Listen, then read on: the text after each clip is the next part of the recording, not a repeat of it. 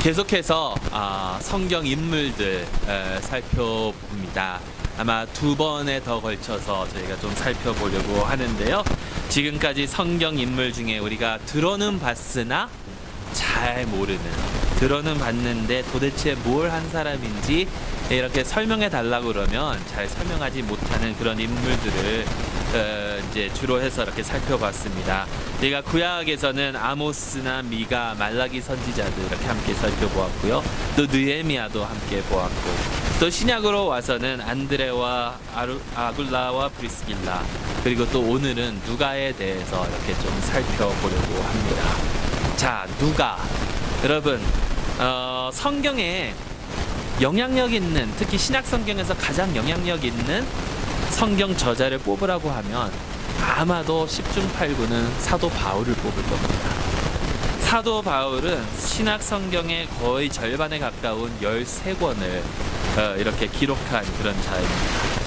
그런데 그 13권을 기록했기는 했지만 단어수로 따진다면요, 신약 성경 전체를 단어수로 따진다면 사도 바울보다 더 많은 양의 신약 성경을 기록한 자가 바로 누가입니다. 누가는 단어수로 보면 신약의 27%를 기록했다라고 합니다. 사도 바울은 23%고요. 요한이 20%로 3위를 달리고 있다라고 해요. 장수로 보면, 단어수로 따지는 게 아니라 몇 장을 썼느냐 보면 누가는 바울과 마찬가지로 신약의 3분의 1을 기록했다라고 합니다. 그리고 이 누가는요, 사실 누가가 기록한 누가복음과 사도행전에는 누가의 이름이 나오지는 않지만 신약성경 전체를 보면 이름이 3번 나오는데 다 바울이 기록한 것들입니다. 골로새서 4장, 그리고 디모데후서 4장, 그리고 빌레몬서에 이렇게 누가가 나오고요. 또 자신이 저술한 그 사도행전에서는 우리라고 하면서, 우리라고 하면서 1인칭 그 복수를 사용하면서 자신이 거기에 포함될 때가 있습니다. 사도행전을 쭉 읽어보면 제3자의 관점에서 이렇게 이야기가 전개하는 듯 하다가 어느 순간에 가면 우리라고 하면서 1인칭에서 이렇게 관점으로 이야기가 이어져 가거든요. 그래서 성경학자들은 그 1인칭 우리라는 그 단어가 나올 때마다 누가가 사도 바울과 함께 사역하고 있는 그때라고 이렇게 이야기를 합니다. 그래서 이 누가에 대해서 저희가 몇 가지만 좀 살펴보려고 합니다. 그래서 몇 가지 살펴보고, 그리고 이 누가를 통해서 우리가 오늘날 21세기를 살아가는 오늘날 우리가 얻을 수 있는 그 교훈은 무엇인가 한번 살펴보도록 하겠습니다. 첫째로요, 누가는 아마도 이방인이었을 것이다 라고 사람들은 이야기를 합니다. 누가라는 이름은 헬라 이름이고요. 그리고 누가가 쓴 그 누가복음이나 사도행전의 스타일을 보면 헬라인들이 주로 즐겨 썼던 그런 스타일로 글을 썼던 것을 저희가 보게 됩니다. 바울이 골로새서에서 누가에 대해서 이야기를 하는데, 그에 대해서 말할 때에 자기와 함께 동역하는 유대인들이라고 한번 얘기를 했다가 누가를 구별해서 따로 이렇게 이야기를 하는 그런 내용이 나옵니다.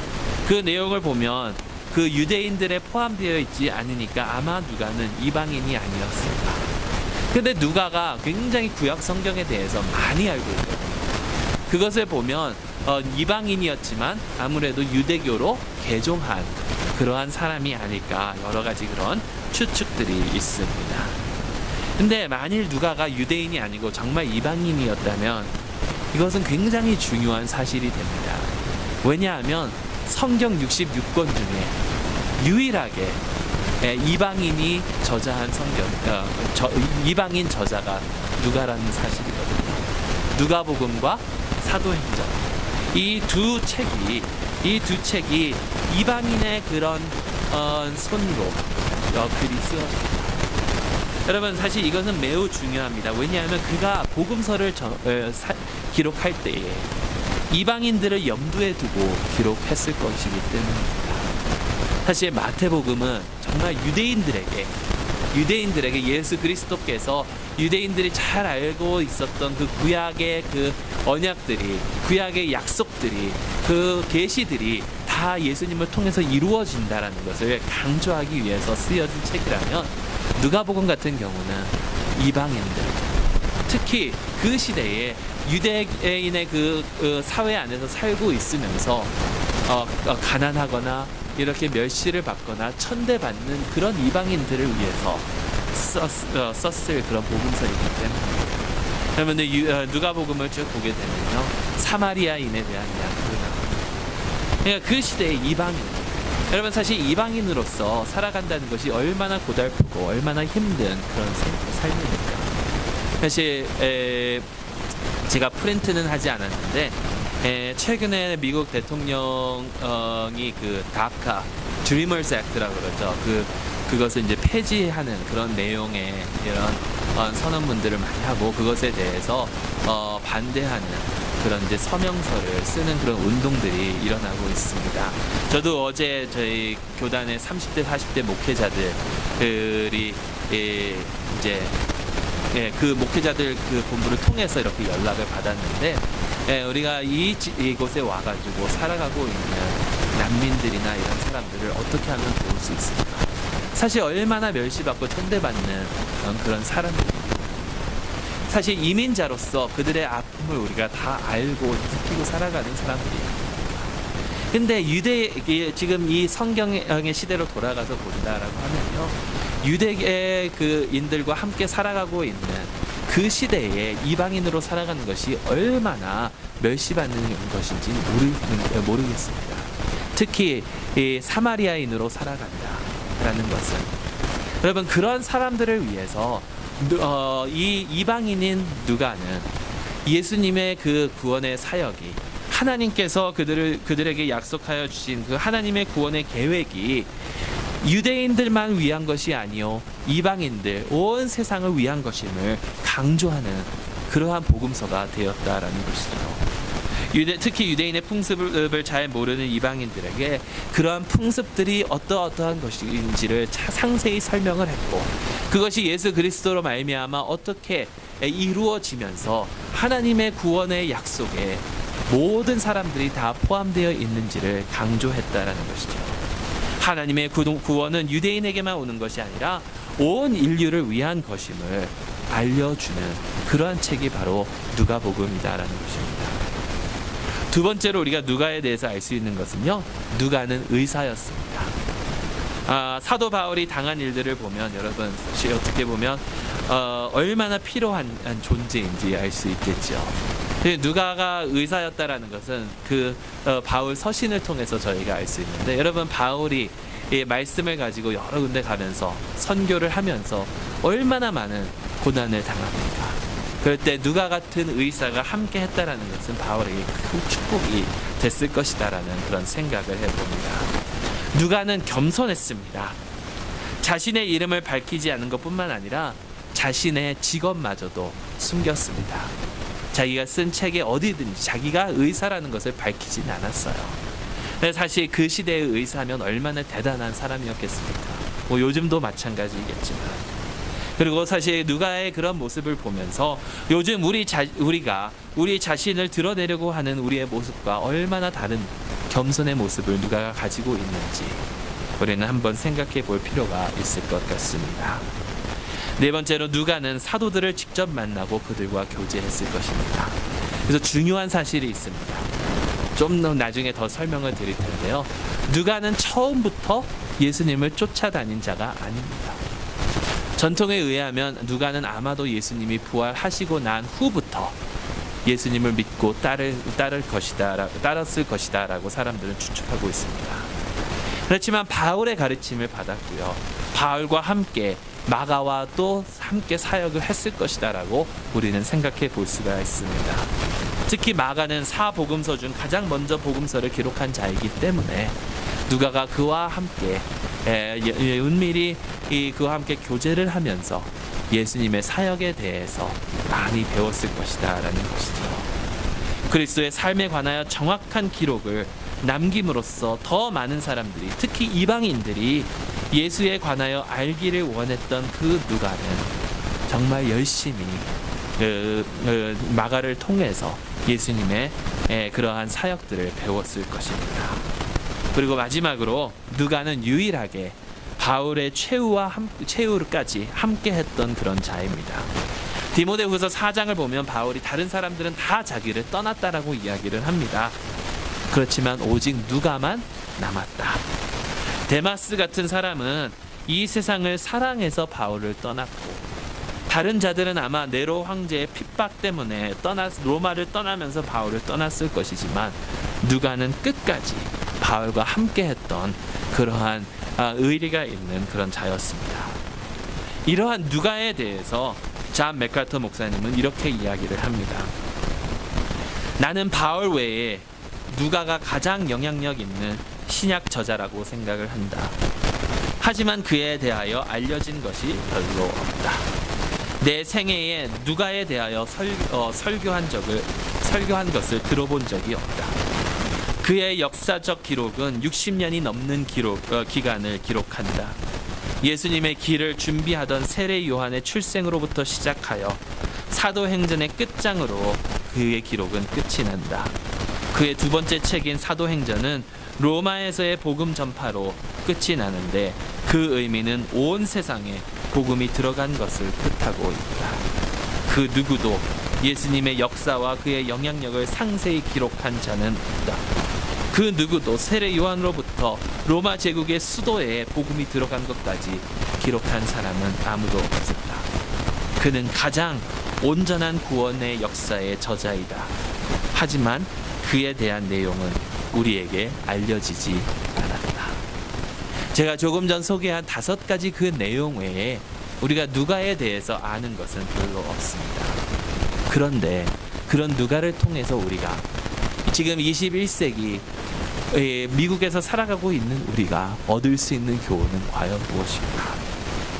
한마디로 말씀을 드린다면, 우리가 누가를 통해서 얻을 수 있는 그 교훈은 우리가 예수님을 믿는 우리 모두가 다 예수님에 대하여 더 알려고 노력해야 된다라는 사실입니다. 여러분, 아까도 말씀드린 것처럼 누가는 예수님의 사역을 직접적으로 목격하지는 않았습니다. 아마도 부활 이후에 예수님을 믿게 되었고 예수님의 제자들과 함께 생활을 하게 되었는데, 만약에 그렇다면 예수님의 사역들을 본 적이 없는 이 누가가 기록한 누가복음을 과연 우리가 받아들이고 믿을 수 있을까? 예수님의 설교를 들어본 적이 없고 예수님께서 하셨던 그 이적들을 직접 눈으로 보지 못한 이 누가가 기록한 이 누가복음, 이것을 우리가 과연 신뢰하고 믿을 수 있고 받아들일 수 있느냐라는 것입니다. 여러분, 답은요, 물론입니다. 물론입니다. 왜냐하면 누가는 열심히 예수님에 대하여 연구하고 그의 사역을 살펴본 자이기 때문입니다. 많은 역사학자들이 성경을 통틀어서 누가만큼 정확하고 확실한 역사의 기록이 없다라고 이야기를 합니다. 그가 기록했던 것들은 고고학자들을 통해서 이미 사실로 판명이 난 그런 것들이 수두룩합니다. 다른 말씀을 못 믿는다는 것이 아니라 그냥 이 세상이 받아들이고 있는 학업의 시점에서 보면 누가를 나무랄 수 없다라는 것입니다. 그렇다면 이렇게 정확한 기록을 남긴 사람이 누가는 어떻게 이렇게 정확한 기록을 남길 수 있었을까요? 예수님에 대해서 자기가 직접 눈으로 보고 체험하지 못했던 이 누가가 어떻게 예수님에 대해서 정확한 기록을 남길 수 있었을까? 그 대답은요, 그가 열심히 연구했기 때문이다라는 것입니다. 여러분, 1절부터 3절 그 전반의 그 말씀을 다시 한번 보시기 바랍니다. 우리 중에 이루어진 사실에 대하여 처음부터 목격자와 말씀에 일꾼된 자들이 전하여 준 그대로 내력을 저술하려고 붓을 든 사람이 많은지라, 그 모든 일을 근원부터 자세히 미루어 살핀 나도, 그 모든 일을 근원부터 자세히 미루어 살핀 나도. 누가는요, 모든 일을 처음부터 자세히 상세히 살펴본 자입니다. 누가가 누가복음과 사도행전을 기록할 수 있었던 것은 그만큼 시간과 노력을 투자해서 모든 것을 상세히 살펴본 결과이기 때문이다라는 것이에요. 여러분, 이것이 얼마나 중요한 것인지 모릅니다. 왜냐하면 저희가 믿는 이 기독교는요, 그냥 무작정 믿는 종교가 아니기 때문입니다. 믿기 힘든데 그냥 무작정 믿어라, 이게 아니라는 것이에요. 기독교는요, 사실과 진리에 근거하고 있는 종교입니다. 역사에 근거하고 있는 종교가 바로 기독교입니다. 진리가 있고 이치에 맞는 그 믿음이 바로 기독교의 믿음입니다. 또 더 나아가 예수님 그리스도를 더 알려면 더 많이 공부하고 더 노력을 해야 하는 것이 기독교의 이치입니다. 베드로후서 1장을 보면 사도 베드로는 우리가 믿음 위에 덕을, 그리고 덕 위에 지식을 더하기 위해서 노력해야 된다라고 말씀하고 있습니다. 물론 그 위에 또 절제 위에 인내를, 그러면서 사랑에 가기까지 우리가 계속해서 열심히 일을 하면서 열심히 그것을 세우기 위해서 노력을 해야 되는데, 여러분, 무식한 아무것도 모르는 기독교인이 돼서는 안 된다라는 그런 말씀입니다. 물론 지식으로 해서 구원받는 것은 아닙니다. 우리가 예수 그리스도를 구주로 받아들이는 그 믿음만이 우리를 구원에 이르게 하지만, 그렇게 믿어서 구원을 받았더라면 예수님에 대하여 더 자세히 알려고 노력을 해야 되고, 하나님에 대하여 더 알아야 되고, 하나님의 뜻이 무엇인지, 하나님의 뜻이 어디에 계신지 더 잘 알려고, 그렇게 살아가기 위해서, 하나님의 뜻대로 살아가기 위해서 더 노력해야 된다라는 것이죠. 그런데 여러분, 그런 하나님의 뜻을 알고 또 예수님의 삶과 예수님의 사역을 우리에게 알려주고 있는 하나님의 계시가 있으니 그것이 바로 성경입니다.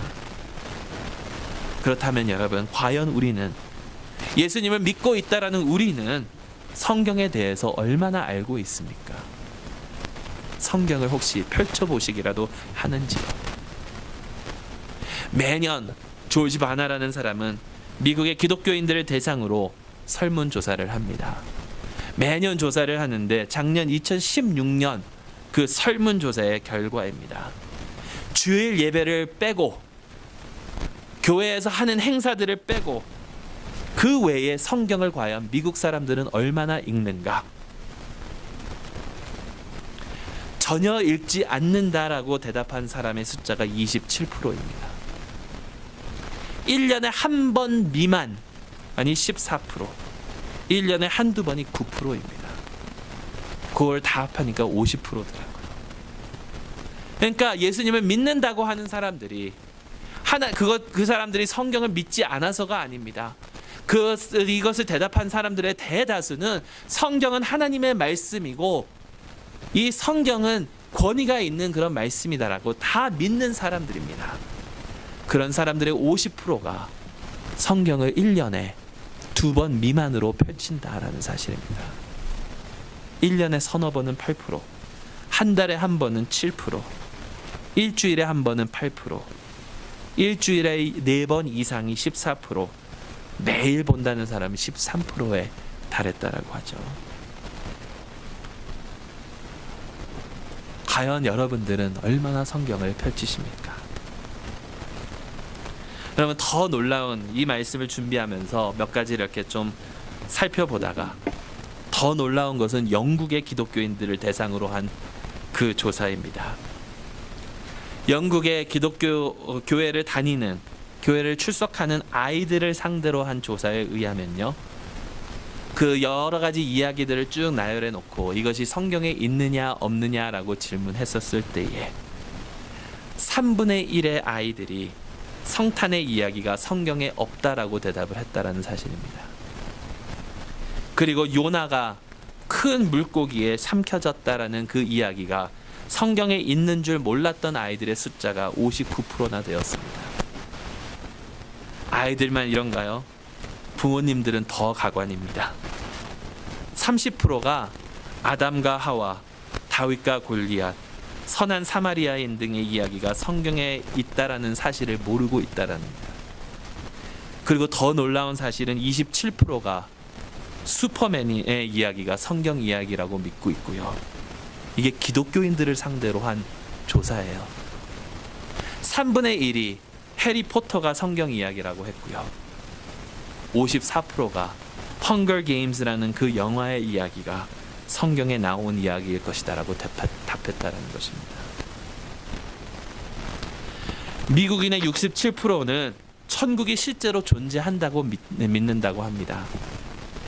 그런데 그 중에 45%는 또 그 45%에는 복음주의 교회를 다니는 사람들의 20%가 천국에 갈 수 있는 길은 여러 길이 있다라고 믿고 있다는 사실입니다. 참 어처구니 없다라고 느껴지지 않습니까? 근데 여러분, 그들만 탓할 것이 아니라 우리는 얼마나 주님의 말씀을 읽고 주의 말씀을 읽으려고 노력하느냐라는 것이에요. 작년 이맘때에 드린 설교 내용 중에 하나인데요. 여러분, 엘리야가 갈멜산에서 바알과 아세라의 그 선지자들과 싸워서 이기고 난 다음에 엘리야는 아마도 이스라엘이 크게 부흥할 것이다라고 생각을 했었을 것입니다. 근데 이스라엘에게 부흥이 오기는커녕 현실은 이사벨이 자신을 죽이려고 한다는 사실을 알고 그는 도망갑니다. 그가 그 절망 가운데에서 하나님의 음성을 듣고 하나님을 만나러 호렙산으로 가는데 40일을 주야로 걸어서 하나님을 만나러 갔다라는 것입니다. 여러분, 엘리야는 40일을 주야로 걸어서 하나님을 만나러 갔는데 우리는 주님을 만나기 위하여 얼마나 말씀을 묵상하고 얼마나 깊이 말씀 속에 빠져서 살아가고 있느냐라는 것입니다. 누가는 예수님을 더 잘 알고 더 잘 전하기 위하여 모든 것을 자세히 살펴보았습니다. 이러한 믿음의 열정이 우리 가운데 함께 하기를 주님의 이름으로 축원합니다. 결론을 맺겠습니다. 이렇게 주님을 알아가는데 우리가 이렇게 말씀을 더 잘 알아야 하는 데는 목적이 있습니다. 그 목적은요, 주님을 잘 전하기 위해서라는 것입니다. 3절 후반부부터 4절 말씀을 보면 데오빌로 각하에게 차례대로 써 보내는 것이 좋은 줄 알았노니 이는 각하가 알고 있는 바를 더 확실하게 하여. 누가의 목적은 데오빌로가 아니고 그리고 온 세상, 특히 이방인들이 예수님에 대하여 더 잘 알게 하려는 데 있었다는 것입니다. 자신의 이름을 나타내려고가 아닙니다. 그의 목적은 오직 예수님을 전하고 사람들이 하나님의 구원의 계획과 역사를 알게 하려는 것에 있었습니다. 누가는 사람들에게 구세주를 전하고 예수님께서 주시는 구원의 영광을 전하고 싶었던 그런 사람입니다. 여러분, 이러한 목적으로 살아갈 수 있는 저와 여러분들이 될 수 있기를 소망합니다. 우리가 성경을 알고 하나님에 대하여 알아야 하는 그 이유는 내가 성경을 얼마나 다 아는지 자랑하려고 나타내려고 하는 것이 아니라 그 성경의 지식으로 말미암아 아직 주님을 알지 못하는 자들에게 주님을 소개시켜 주기 위함임을 명심하시기 바랍니다. 보스턴에서 같이 섬겼던 전도사님, 그 전도사님과 한 번은 필라델피아에 컨퍼런스 참석하고 다시 보스턴으로 돌아가는 그때에 이런 이야기를 나눴습니다. 그 전도사님은 자신의 그 레거시를 남기고 싶다. 레거시를 남기고 싶은데, 그 유산을 남기고 싶은데 그것이 어떠한 것이냐면 자기가 죽었을 때의 그 묘에 이 사람은 하나님을 사랑하고 많은 사람들을 주님께로 이끈 자. 여러분, 얼마나 멋있는 말입니까? 그런데요, 거기서 한 단계 더 나아가면 어떨까 생각을 봅니다. 이 사람이 하나님을 사랑하고 많은 사람들을 주님께로 이끈 자. 그것이 아니라 내가 하나님을 사랑하고 많은 사람들을 하나님께로 인도했지만 이 세상이 나를 몰라준다면 그러한 레거시가 나에게 생기지 않는다면, 내 이름, 내 유산이 남겨지지 않는다면, 여러분, 이게 누가의 모습입니다. 사람들이 나를 몰라도 나는 묻혀도 하나님만 알 수 있다면, 하나님을 더 잘 하나님을 전하고 하나님께 영광 돌리는 삶, 그런 삶을 살아갈 수 있는 저희 참빛교회가 될 수 있기를 주님의 이름으로 축원합니다.